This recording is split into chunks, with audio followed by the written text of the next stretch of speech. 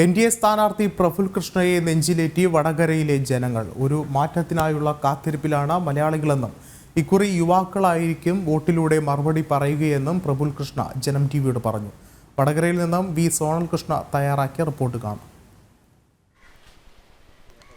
നമ്മളിപ്പോൾ വടകരയിലാണ്. വടകര ലോക്സഭാ മണ്ഡലത്തിൽ എൻ.ഡി.എ സ്ഥാനാർത്ഥി പ്രഫുൽ കൃഷ്ണ പ്രചാരണം ആരംഭിച്ചിരിക്കുകയാണ്. അദ്ദേഹം നമ്മളോടൊപ്പം ഉണ്ട്.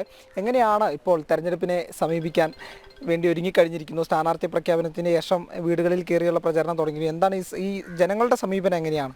നോക്കൂ, വടകര പാർലമെൻറ്റിനെ സംബന്ധിച്ചിടത്തോളം എനിക്ക് ഏറ്റവും അനുകൂലമായ ഘടകം എന്ന് പറയുന്നത് എൻ്റെ മണ്ഡലമാണ്. എനിക്ക് വടകര പാർലമെൻറ്റ് മണ്ഡലത്തിലെ എല്ലാ മുക്കുമൂലയും എനിക്കറിയാം, നന്നായിട്ടറിയാം. പലരെയും പേരെടുത്ത് വിളിക്കാൻ പറ്റുന്ന ബന്ധങ്ങൾ എല്ലായിടങ്ങളിലും എനിക്കുണ്ട്. അത് വളരെ ഗുണകരമായിട്ട് കണക്കാക്കുന്നു.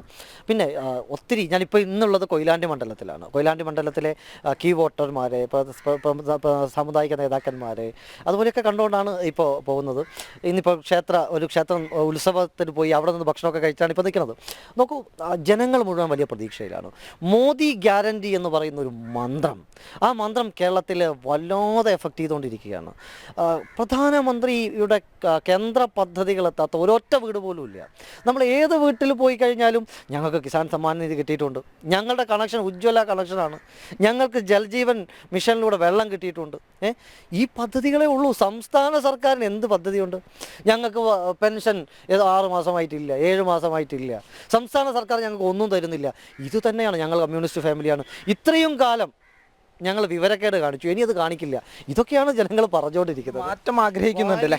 കേരളത്തിൻ്റെ മനസ്സ് വലിയ മാറ്റം ആഗ്രഹിക്കുന്നു. നോക്കൂ, ഇവിടെ സിദ്ധാർത്ഥിനെ കൊന്നു കെട്ടി തൂക്കി. വീണ്ടും ഈ വടകര മണ്ഡലത്തിൽ SNDP കോളേജ്, കൊയിലാണ്ടി SNDP അമലിനെ മർദ്ദിച്ചത്, അവിടെ ഇടിമുറിയുണ്ട് പോലും. അവിടെ SFIക്കാരെ പിടിച്ചു കൊണ്ടുപോയി SFI വീട്, ആ വീട്ട് അവിടെ പ്രത്യേക മുറിയാണ്, ഇടിമുറി പോലും. എന്നിട്ടോ ഇത് കേരളത്തിലല്ലേ നടക്കുന്നത്? അപ്പോൾ ഇതൊക്കെ കേരളത്തിൽ ചർച്ചയാണ്. രക്ഷിതാക്കൾക്ക് ആശങ്കയുണ്ട്. ഈ കമ്മ്യൂണിസ്റ്റ് പ്രത്യയശാസ്ത്രത്തിന് എങ്ങനെ വോട്ട് ചെയ്യും? അതിനെ പ്രതിനിധീകരിക്കുന്നവർക്ക് എങ്ങനെ വോട്ട് ചെയ്യും? ഉറങ്ങാണ്ട് കേരളത്തിന് വേണ്ടി ടീച്ചറമ്മ കാത്തിരുന്നു എന്നാണ് പറയുന്നത്. ടീച്ചറമ്മ എന്തിനാണ് ഉറങ്ങാതിരുന്നത് എന്ന് കേരളത്തിലെ ജനങ്ങൾക്ക് അറിയാം. 1 രൂപയുടെ സർജിക്കൽ മാസ്ക് 10 രൂപയ്ക്കും 5 രൂപയ്ക്കും വാങ്ങി. 450 രൂപയുടെ PPE കിറ്റ് അതിനാണ് 2500 രൂപയ്ക്ക് വാങ്ങിച്ചത്. ഇതൊക്കെ കേരളത്തെ കൃത്യമായി അറിയാം. ബിംബവൽക്കരണം നടത്തിയ കുറേ ആളുകളുണ്ട്. ആ ബിംബവൽക്കരണം കൊണ്ടൊന്നും കാര്യമില്ല. കേരളത്തിലെ ജനങ്ങൾ ഇപ്പം വളരെ പ്രബുദ്ധമായി ചിന്തിക്കുന്നവരാണ്. അവർക്ക് കൃത്യമായിട്ട് അറിയാം ഇവിടെ ആരെ തിരഞ്ഞെടുത്ത് കഴിഞ്ഞാൽ ഈ കേരളത്തിൽ മാറ്റങ്ങൾ ഉണ്ടാകും. മാറ്റം ആഗ്രഹിക്കുന്നുണ്ട്. എല്ലാ കാലവും ഇങ്ങനെ ആയാൽ മതിയോ കേരളം? യുവാക്കൾക്കിടയിലും ചേട്ടൻ പ്രഫുലിന്റെ പേരാണ് ഉയർന്നു കേൾക്കുന്നത്. ആ ഒരു സാഹചര്യത്തിൽ എന്താണ് പറയാനുള്ളത്? കമ്മ്യൂണിസ്റ്റ് പാർട്ടി പറഞ്ഞത് യുവാക്കൾക്ക് വലിയ പ്രാതിനിധ്യം കൊടുത്തു എന്നാണ്. ഞാൻ ആ ഫോട്ടോ ഒന്ന് നോക്കി. അപ്പോഴാണ് ആ കമ്മ്യൂണിസ്റ്റ് പാർട്ടിയുടെ ഗോവിന്ദ മാഷ് പറഞ്ഞ യുവാക്കളുടെ ഒരു പ്രാതിനിധ്യം ഞാൻ കണ്ടത്, ചിരി വന്നത്.